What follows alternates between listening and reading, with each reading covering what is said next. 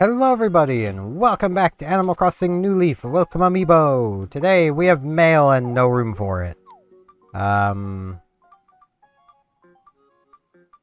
Yeah, I've only got one letter I really feel like I can throw away. Though I can make this work, because it always goes left to right. So I just need to come in here, grab the piggy bank, just put it there. I need to throw that away, brain. I need to toss that.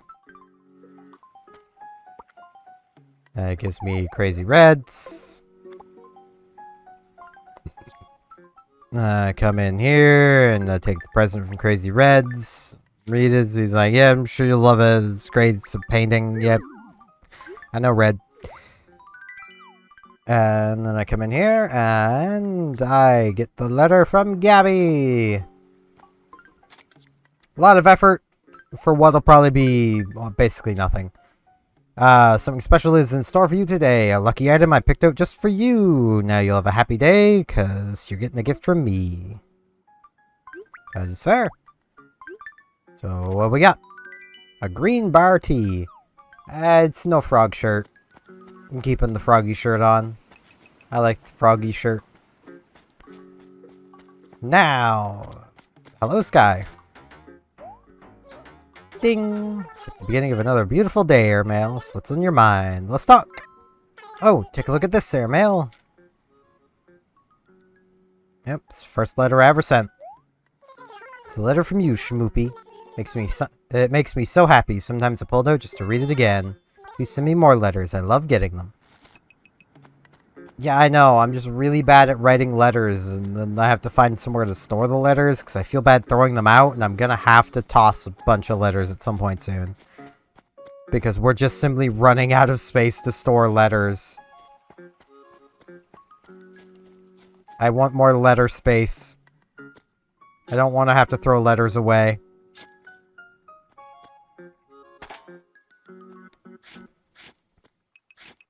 Yeah, trying to think of what to even talk about today.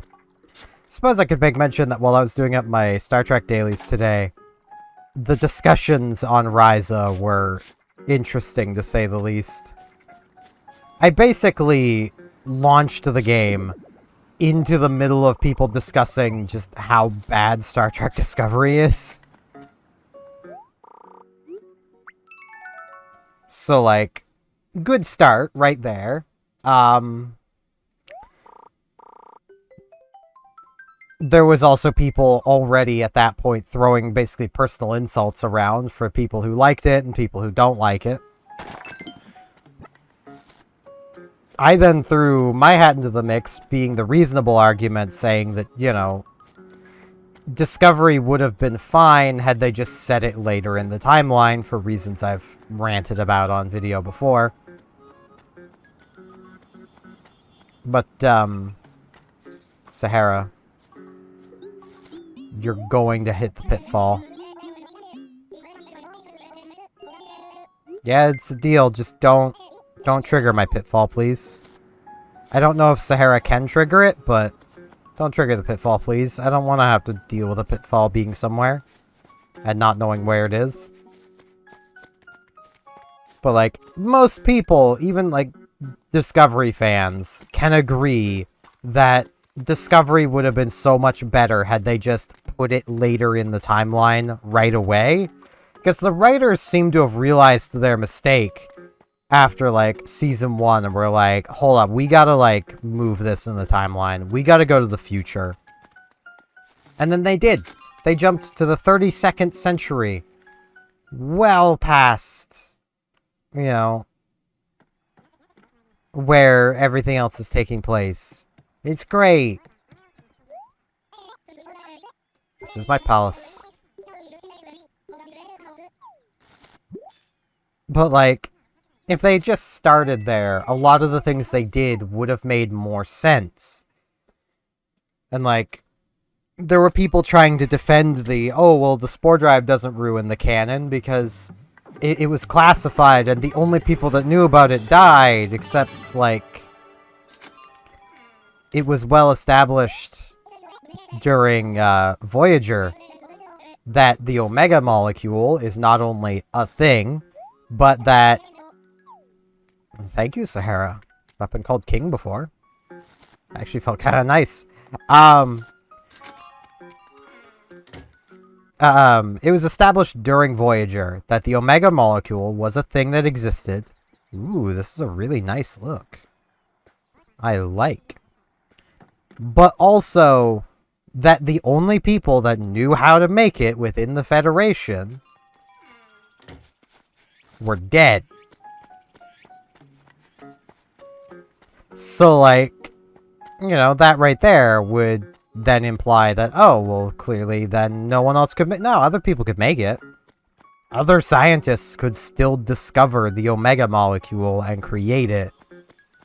Like, there's nothing stopping them. Technology's funny like that. Given enough time, a civilization will develop the same technology as another civilization. Like, if we can stay off of Sentinel Island long enough, I think it's called Sentinel Island. It's basically the last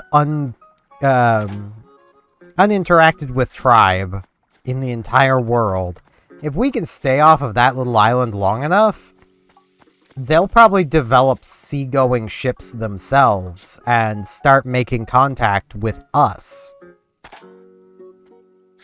Like, they will develop the technology in a different way than we did, because they are not going to have access to all the natural resources that, you know, most other developing groups had, but they'll get there. Like,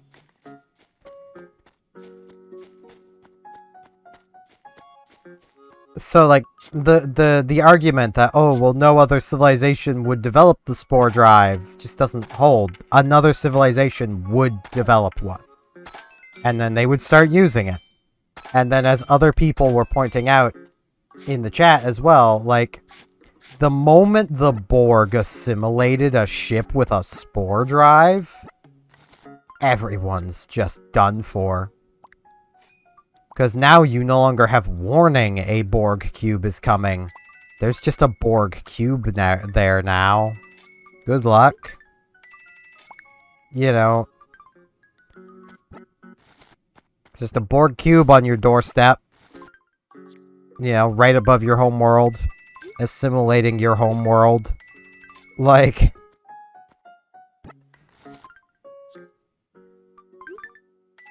As I mentioned in my rant from before, like, the Romulans would have developed one.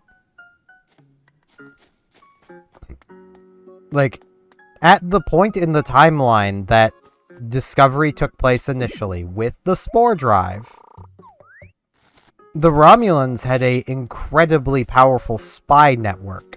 Not a very vast military, they weren't exactly a powerhouse, but they had a really good spy network, and they knew everything that was going on with the Federation. I should go see if I can donate this painting. And while I'm there, I may as well identify these fossils and then go sell everything and then find the rest of the dig spots.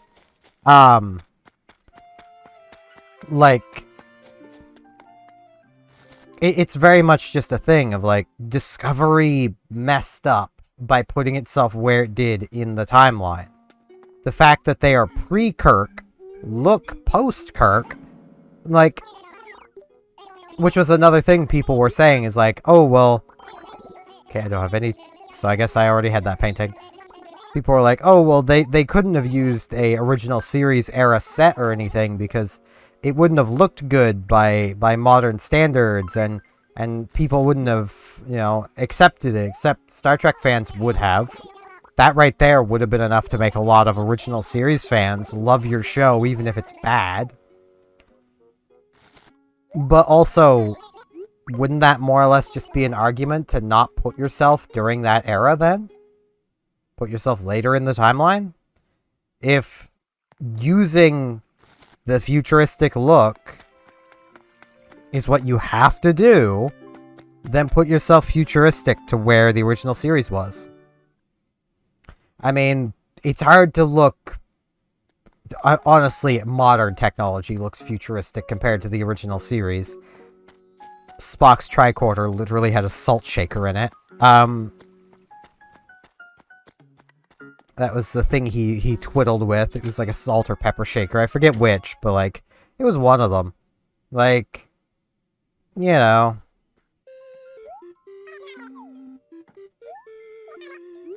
Even by, like, Next Generation or Deep Space Nine standards, my cell phone is more futuristic than the, you know, tricorders and stuff. At least with what it can do. So, you know, Star Trek is something you have to suspend your disbelief for in the first place. And most fans know this fully well. And, like, I get the idea with any show is to try to attract new fans as well as keep your primary fans happy. But think of it this way. If Discovery was good, and I talked up how good Discovery was, and it's a show that's still, in theory, actively airing. I say in theory because I don't think they're getting a season 3, but it's kind of up in the air that they might. And then I was like, yo, you guys should check out Star Trek Discovery. Even if it looked like the original series sets, which were very crude, I'm sure there's at least one or two of you that would be like, yeah, I'll go check that out. And then you may end up liking it if the show itself is good. Like, I will never buy this argument that things need to look visually stunning or people won't like it. Like, I'd actually seen people discussing Earth Defense Force 6 being like, man, it looks terrible. It's like, no, it doesn't. It looks pretty darn good. No, it isn't hyper-realistic, but, like, it doesn't need to be. That's not what Earth Defense Force is.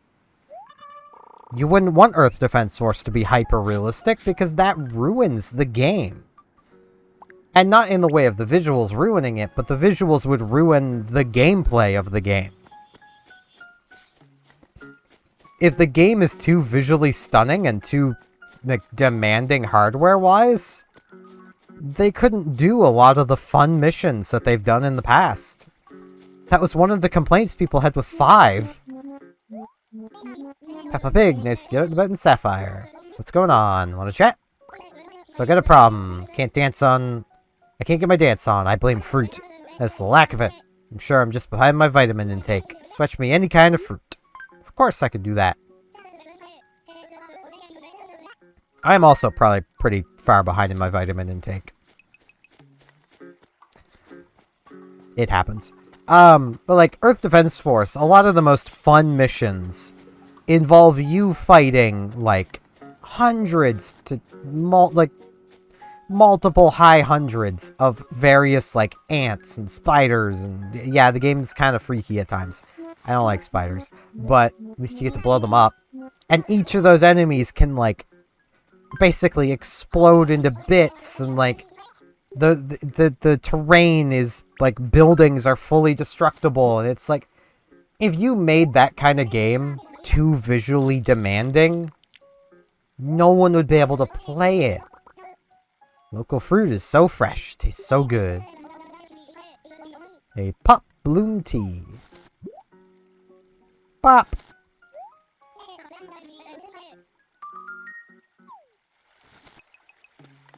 Now, back to the museum I go, because I gotta get this fossil identified. But, like, if Discovery had been good, Star Trek fans could have gotten more people into watching Star Trek. Like, I've not watched it, but from what I have seen clips-wise, if you guys are ever interested in giving Star Trek a go and you've never watched it, Give Star Trek Prodigy a look. It is a kid's show, sure, but that honestly makes it probably the best entry point into the series. Because you don't have to deal with, you know, oh, if you want to watch the Next Generation, like, maybe skip around the first couple seasons, because that's when Gene Roddenberry was still in charge, and they're a little weak most of the time, episode-wise, but they do establish things, so you do need to watch some of them, but not all of them. And, you know, watching the original Next Generation episodes can be a bit painful, even for Star Trek nerds like myself. Like, Farpoint is a painful episode. Like, Encounter at Farpoint. And it's literally episode 1. But at the same time, Encounter at Farpoint establishes so much about the characters. And their dynamics going forward. I do also want to say, for anyone that's, like, in this mindset, because you'll see it a lot, there is a lot of people who are like, oh man, I don't like Picard. He plays it too safe. He's too civilized. He's too, you know, he's too by the book. I prefer Kirk, because Kirk was cool and edgy. It's like, no, he wasn't. Kirk was the by the book, like, almost never going on away teams, away missions, like, Kirk looked like a firebrand next to Spock. Kirk had Spock. That's why Kirk didn't look like a firebrand. In contrast, you have Picard, whose literal origin story to how he ended up getting into the position he was in as captain of the Enterprise was because he got into a fight with some Nausicaans in a bar. He basically got into a bar fight with literal space murderers, got stabbed through the heart, and that taught him to take risks. And from that moment forward, he took all the risks necessary to get to where he got. And then he continued to take risks. Like, the captain is not supposed to go on away missions, and that is established in the first few seasons, is that Picard doesn't care about regulation. He's going on that away mission. You can't stop him. Because at the end of the day, he wants to go on that mission. But because, oh, he's British, and he's got Riker next to him, who Riker is even more of a firebrand than Picard. Like, it makes Picard look tame in comparison. But Picard is very much, you know, he won't go as far as to punch Q. That's Cisco's job. But he gets pretty darn close. But yeah, we have a bad turnip price. I have a feeling it's not going to get any better through the week. Do I want to come back later, or do I just want to sell turnips now? I'm just going to sell my turnips now. I honestly have a good feeling that it's not going to get any better. The turnip price is just going to keep getting worse. And I'm just not going to look at the prices, so I'll never know if it actually got worse or not. Feel like that's the reasonable way of going about this. Because at least at 77, I'm only losing, like, what, 30 bells per turnip? That's still awful, but, you know, I'm not losing potentially, like, 50 or 60 or 70. You know, if it drops down to, like, 40, you know.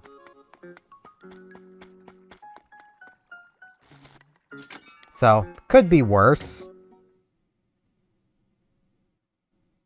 This is like my punishment for not buying turnips last week. Joan got upset, told Reese to just crash the market.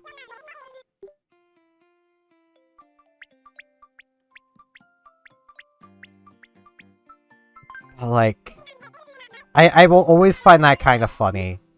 Of people being like, man, I prefer Kirk because he's so much, you know, cooler and edgier and took more risks. Like, no, he really didn't. Kirk banged more aliens than Picard. But Riker puts Kirk to shame. So, you know... Riker tried to sleep with everything. Literally everything. Like... He'd probably have tried to sleep with the Farpoint alien if he thought he could have. Like... Which, for those who've never seen the show, it's a giant, like, space jellyfish. That in Star Trek Online is, like, one of the most overpowered ships in the game. It has, like, an activatable mode that puts, like, a 10-kilometer damage bubble around it, where it just automatically damages any enemy that comes within its range. For pretty high damage that you can then boost to be even higher.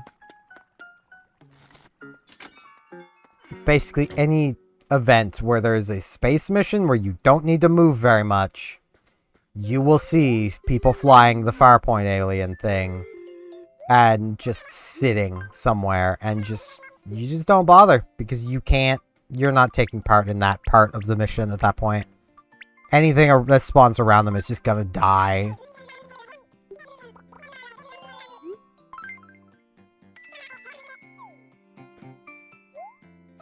This is such a shame to be losing these mini bells, but...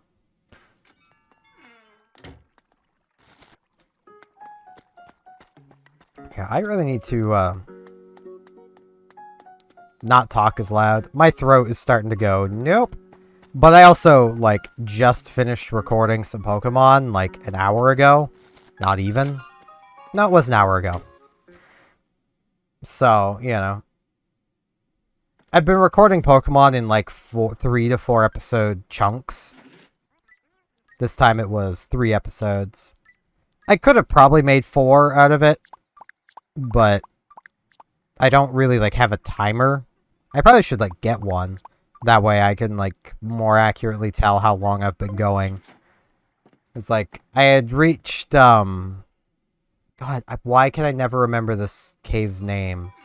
The Dark Cave. The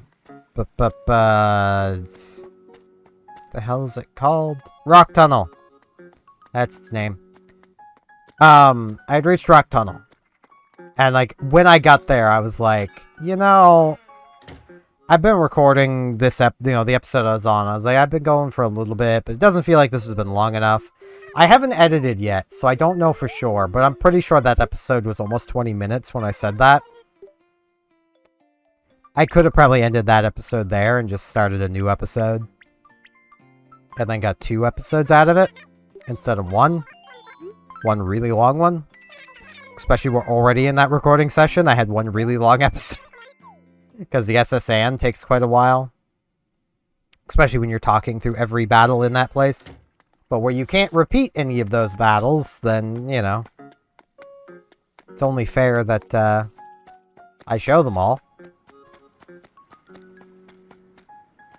Which also, there is an item that I'm pretty sure is unobtainable in that area. Because there's a lava cookie you can surf to get to, but you can't even... You literally can't have surf before going through that place, because you need cut to get to the surf HM. So, pretty sure you just can't get it. Especially because, like, you also need a gym badge to use surf, and I think it's, like, the 5th or 6th gym badge? Something like that. It's decently far along.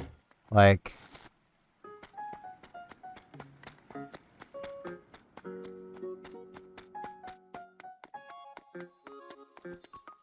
But, yeah. Been doing a lot of recording today, and tomorrow I'll be doing a fair bit of streaming. I need to be really... Well, maybe. I don't absolutely know I'll be doing a lot of stream... Well, today for you guys, tomorrow for me. My brain.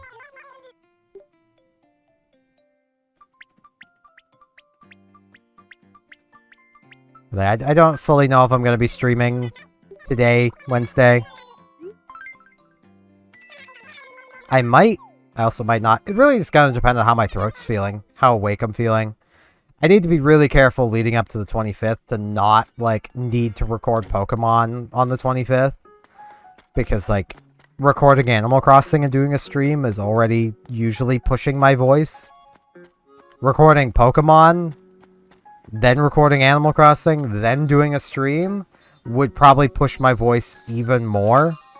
Like, it is no exaggeration to say right now, talking hurts. Like, it's literally hurting me to keep talking, but it's literally what these videos are, is me talking. It'd be a little awkward if I just sat here in silence. So, you know. Because, like, as I've made mention many a time, I have to talk louder while I'm doing anything. Because, like, otherwise, I'm talking so low, I'd have to do so much post-processing work just to... Oh, Sky wants something. Sorry to bother you, but I'm hoping you help me with something. First impressions are important. And I'm not making the right first impression with a greeting that's as old as mine. I can try. Let's see. You're currently doing Ding.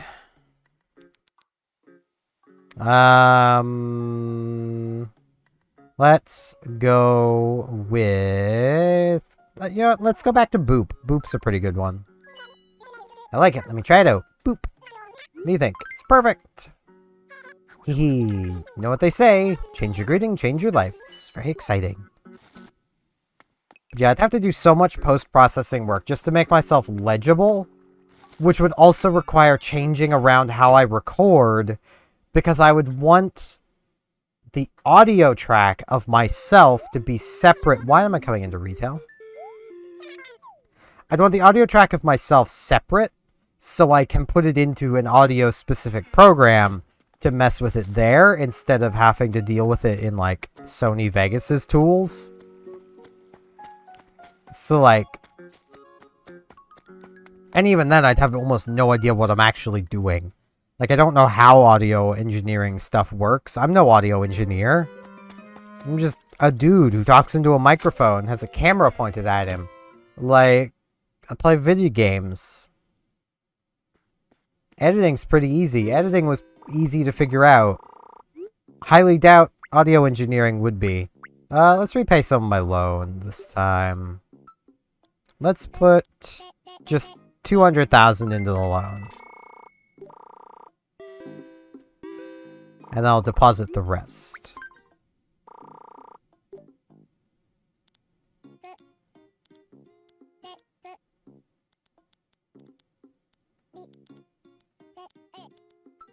Leave myself with 30,000. There we go. But yeah.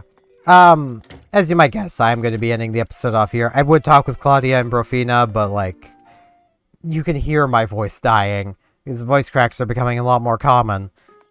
And I wanted to record more Pokemon today. I might still record more Pokemon today later. I don't know yet. It'll really depend on how my voice is feeling. But, yeah. That's going to be it for today. I thank you all very much for watching, and hopefully I shall see you back here tomorrow for more Animal Crossing New Leaf Welcome Amiibo. See you all then!